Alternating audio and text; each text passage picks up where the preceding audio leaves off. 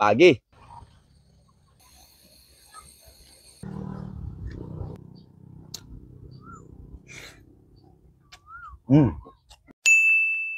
Hello mga kalabas, isang napakagandang araw po sa inyo. Ngayon naman ay magluluto tayo ng pagi or stingray sa English. Gagataan lang natin na may kasamang belly na madaming taba. Mga ricados ay ready na. So ano pang inaantay natin mga kalabas? Tara, samahan niyo ako magluto. Pagi ay nahiwa ko na into cubes, bite size, para mas madaling kainin. Babad lang natin sa suka at asin para lalabas yung mga di kaya-ayang amoy. At pinigaan ko na rin ng kalamansi. Saka ko siya hinimas-himas. Set aside muna natin ng ilang minuto. Saka ko inihanda ang aking paglutuan. Nagpainit lang ako ng kawali, saka ko nilagyan ng konting oil. Papakatasin lang natin ang pork belly na siya magbibigay ng mas madaming oil. Pork belly ay namula-mula na. Saka ko ginisa ang bawang at sibuyas. Amoy ng bawang at sibuyas ay ramdam ko na. Time na para isalang na natin ang pagi. Ang recipe na ito ay ginaya ko lang sa tatay ko. Shoutout pala kay Pakito alias Buboy ng Buog. Ito yung kalimitan niyang niluluto pag may bisita kami sa bahay. At lalo na sa pampulutan.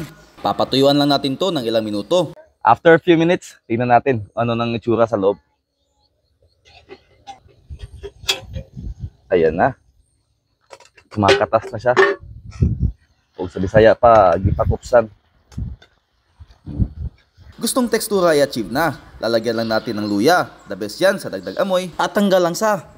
Nilagyan ko na rin ng sili para di boring kung kainin. Basta mga putahing di pangkaraniwan, importante talaga ang anghang. Sa ganon, hindi mandidiri o di kaya mabilis kang maumay. Tinimplahan ko na rin ng durog na paminta, betchin, asukal na pambalanse, konting patis, pampasim na suka at toyo. Konting halo-halo, saka natin ilagay ang gata.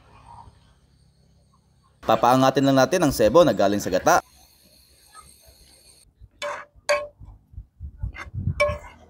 Para mas maganda tingnan, lagyan natin ng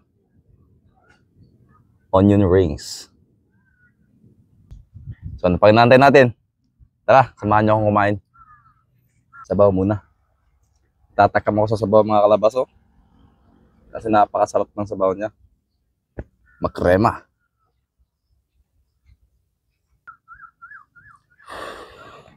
First bite.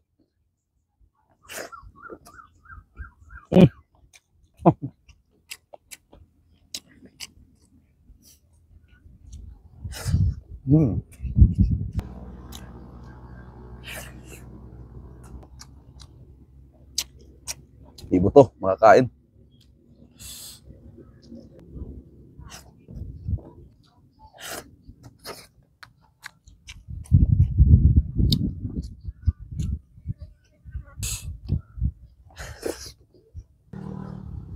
Yeah.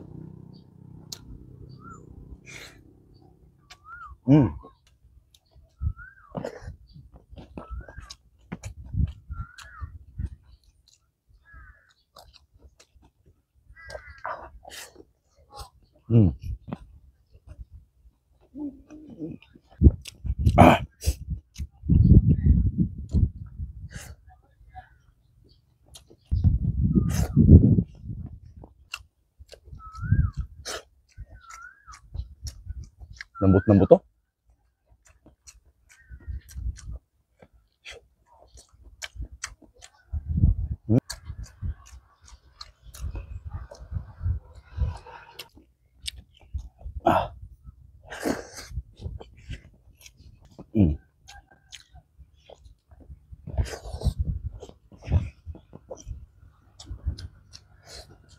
Goods tayo mga kalabas. Craving satisfied na naman tayo. At kung umabot ka man sa puntong ito, huwag mong kalimutan mag-like, follow, and share sa ating video. See you sa next episode mga kalabas.